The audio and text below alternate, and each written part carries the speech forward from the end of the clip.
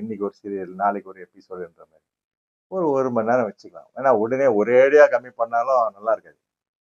1 மணி நேரத்துல வச்சுக்கலாம். ஸோ உங்களுக்கு பொருட்செலவு எல்லாமே வந்து கொஞ்சம் கம்மியா அதுல நீங்க எவ்வளவு எடுக்குறீங்களோ அதுல பாதி தான் ஆகும் செலவு. ஸோ இது வந்து நீங்க முடிவெடுங்க. இது வந்து என்னுடைய ஒரு கருத்து. இப்போ வந்து தோல்வி அடையாம வெற்றி பெறுவது எப்படி? அதுலயும் வந்து அப்படியே தோல்வி ஆனாலும் வந்து மொத்தமா தோல்வி அடையாம, ஏதோ கொஞ்சமாச்சும் போட்ட காச ஓரளவுக்காச்சும் எடுக்கிற மாரி, இல்ல வந்து கொஞ்சம் கஷ்டம் இல்லாம, நஷ்டம் ஆவாம, ரொம்ப பெரிய நஷ்டம் ஆவாம, துவண்டு போகாம படம் எடுப்பது எப்படி? திரைப்படம் எடுப்பது எப்படி? அப்படின்றது தான் வந்து இப்ப நான் இதுல சொல்ல வரப்போறேன்.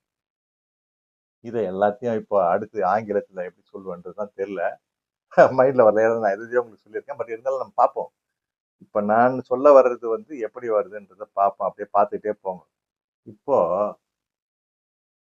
ஒருத்தருக்கு வந்து படம் எடுக்கணும்னு சொல்லிட்டு ஒரு ஆவல் இருக்குன்னு வச்சுக்கோங்க. ஒருத்தருக்கு வந்து உதாரணத்துக்கு வந்து ராமன் அப்படின்றவருக்கு வந்து படம் எடுக்கணும்னு ஒரு ஆவல் இருக்குன்னு வச்சுக்கோங்க. ராமன்ன்றது ஒரு கேரக்டர் நேம். ஓகேங்களா? அவருக்கு வந்து எப்படியாவது படம் எடுக்கணும். ஏன்னா அவருக்குள்ள வந்து அது தோணிட்டே இருக்கு.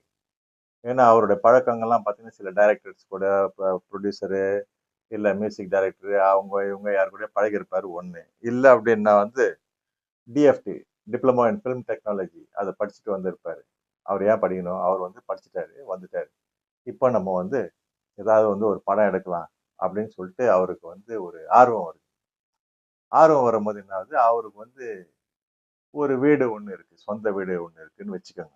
சொந்த வீடு ஒண்ணு இருக்கு. இப்ப கையில வந்து ஒரு தோராயமா ஒரு 20,00,000 வச்சிருக்காருன்னு வச்சுக்கோங்க. வீடு இருக்கு. கையில வந்து ஒரு 20,00,000 வச்சிருக்காரு. இப்ப நம்ம கிட்ட ஒரு 20,00,000 இருக்கு. ஒரு 50, 60,00,000 பெருமானம் உள்ள ஒரு வீடும் நம்ம கையில இருக்கு. சரி இந்த 20,00,000ல வந்து நம்ம வந்து ஒரு படம் எடுக்க முடியுமா? அப்படின்னு சொல்லிட்டு அவருக்கு வந்து ஒரு திடீர்னு ஒரு தோணல் வந்துரும். ஏன்னா 20,00,000 எப்படியோ சம்பாரிச்சுட்டாரு. சம்பாரிச்சுட்டு அந்த 20,00,000ல இப்போ ஒரு படம் எடுக்கலாமான்னு இருக்கும்போது, அவருக்கு தெரிஞ்ச ஒரு அசிஸ்டன்ட் டைரக்டரோ இல்ல தெரிஞ்சவரோ அவர்கிட்ட வந்து டிஸ்கஷன் பண்றாரு. என்னப்பா இவர் பேர் வந்து ராமன் வச்சுங்க. அவர் பேர் வந்து குமரன் வச்சுங்க.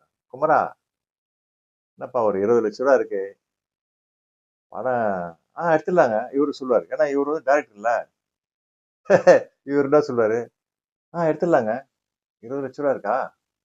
எப்படியா முடிச்சிடலாமா? ஒரு சின்ன பட்ஜெட்ல போட்டு அப்படியே முடிச்சிடலாம். நம்ம ஆள புடிக்கலாம், அத புடிக்கலாம், இத புடிக்கலாம் அப்படின்னு சொல்றாருன்னு